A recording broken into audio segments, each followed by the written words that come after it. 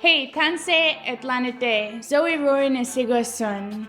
I'm a spoken word poet, a hip-hop artist, a creative producer. I lead a research team. I'm a PhD student, and I'm a social entrepreneur. I practice the craft of lyricism, and I facilitate sessions with kids where they can make songs, and I also do research in the industry so we can create an industry in the entertainment sector that is more inclusive and representative of more diverse voices.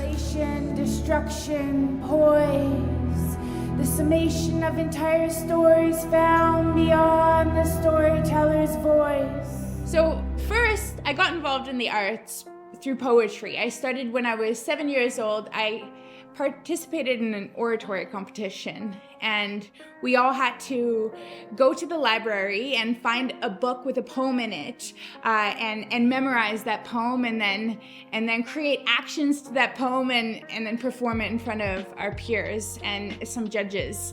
I chose a poem called "I'm in a Rotten Mood" by Jack Perletsky. So I performed that poem with everything that I had, and I got second place to some kid named Sheldon. I was super bitter, but it was probably the best thing that could have happened to me because I wanted to know, what does it take to get first?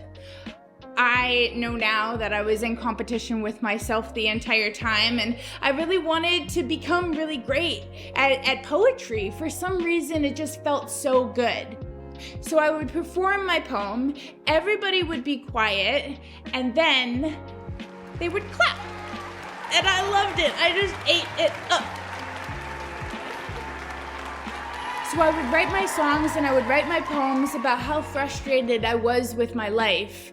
And over time, I became good at it. I became good at writing poetry, and I became good at writing songs. I felt competent when I did it. Indigenous. Holding on to the shackles I left. Things weren't easy for me at the time, and so being able to express how frustrated I was, how angry I was, how confused I was through songs and through poetry, I found that to be a real superpower. When I was a teenager, I found other community people who did the same thing, and we would cipher together, and I found a community of people who understood me. And this was really, really important to me.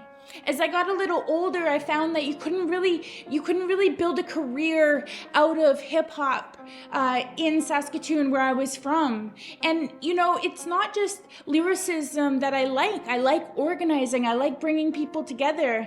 And so I found ways to get involved in the community. I knew that it was important to be surrounded by people. I teach a workshop called Collective Songwriting. It's a space where people create songs together based on themes and ideas that are important to them.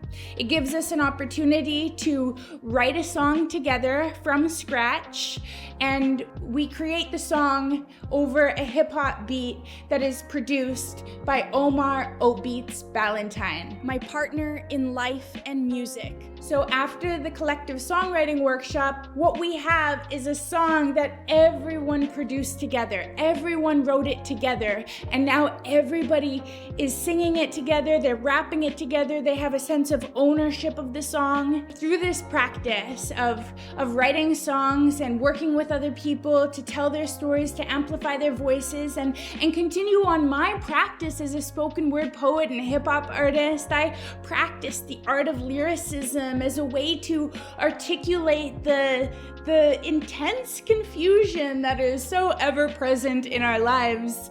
Articulating the way things work really gives me a sense of control that I think is really important, to feel like a sense of safety, to feel like a sense of ease, and to be able to enjoy life. I think this world is a really fast-paced world, and I know I'm not the only one here who agrees with that.